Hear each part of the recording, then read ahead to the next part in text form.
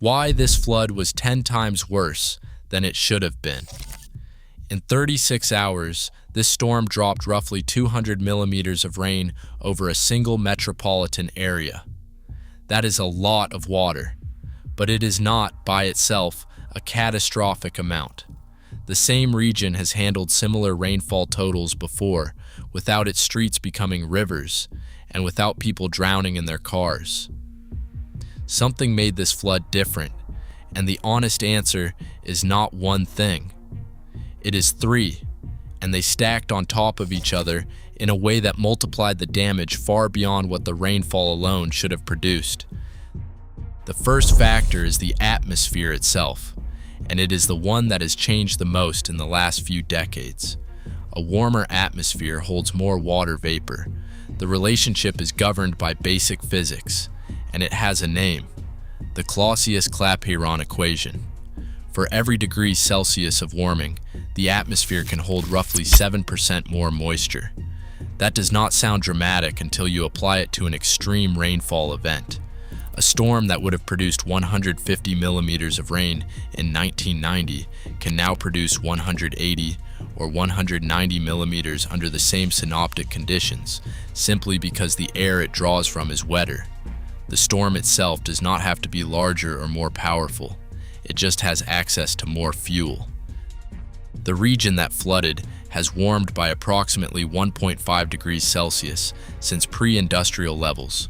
Run that through the Clausius-Clapeyron relationship, and you get an atmosphere capable of delivering somewhere between 10 and 15% more rainfall from the same type of storm system. Scientists call this the thermodynamic contribution, and attribution studies published after major flood events consistently find it in the data. The rain that fell here was not just a weather event. It carried the fingerprint of a warmer baseline baked into every millimeter that came down. But that 10 to 15% increase does not explain a flood that was 10 times more destructive than comparable historical events. The rainfall was worse. The consequences were catastrophically worse. To understand that gap, you have to look at what the rain fell onto. 50 years ago, a significant portion of this urban area was permeable ground: soil, grassland, wetland, forest edge. When rain fell on permeable surfaces, it did not all run off immediately. It infiltrated. It soaked into the ground, replenished aquifers, and moved slowly toward streams over hours and days rather than minutes. That process acted as a natural buffer between a heavy rainfall event and a flood peak. The water had somewhere to go that was not the drainage system and not the street. That buffer has been largely eliminated. The expansion of impervious surfaces, concrete, asphalt, rooftops, parking lots, has transformed the hydrology of this landscape in a way that most people never think about. When rain falls on concrete, 100% of it becomes runoff almost immediately. There is no infiltration, no delay, no natural storage. The entire volume of that 200 millimeters of rain moved directly into the drainage network within hours of hitting the ground. A drainage system designed for the landscape of 1970 received the full runoff of the landscape of 2025. Those are not the same thing, and the difference showed up as water in people's living rooms. The wetlands tell the most specific part of this story. Wetlands function as hydrological sponges. A single hectare of healthy wetland can store between 6,000 and 15,000 cubic meters of water during a flood event, releasing it slowly over days as downstream levels drop.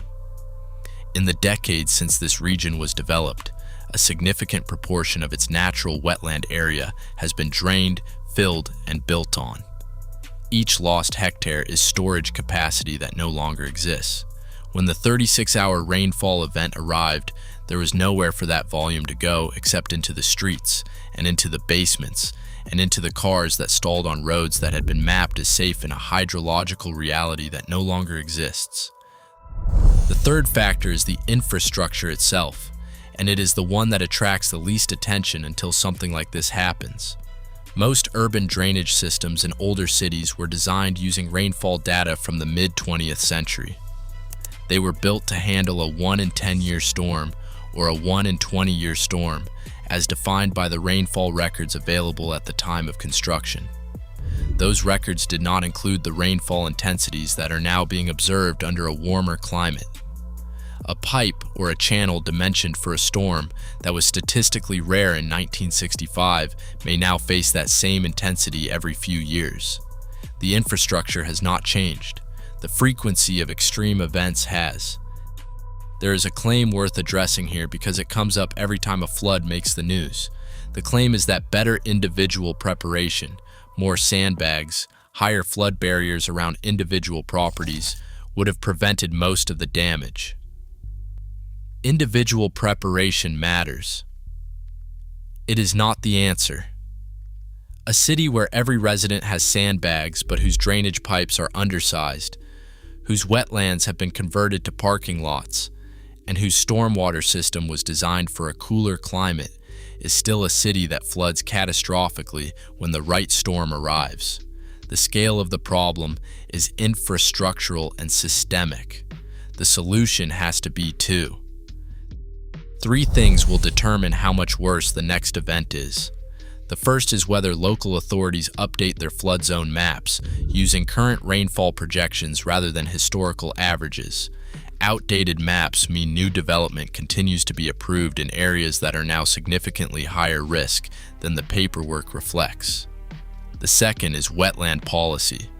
Every hectare of wetland restored or protected is measurable flood storage added back to the system.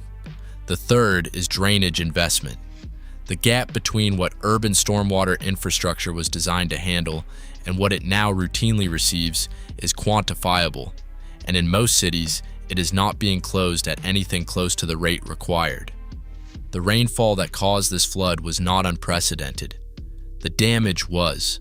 The gap between those two facts is the entire story. We will be tracking the infrastructure decisions and the policy response, and we will tell you whether this city is actually preparing for the next one.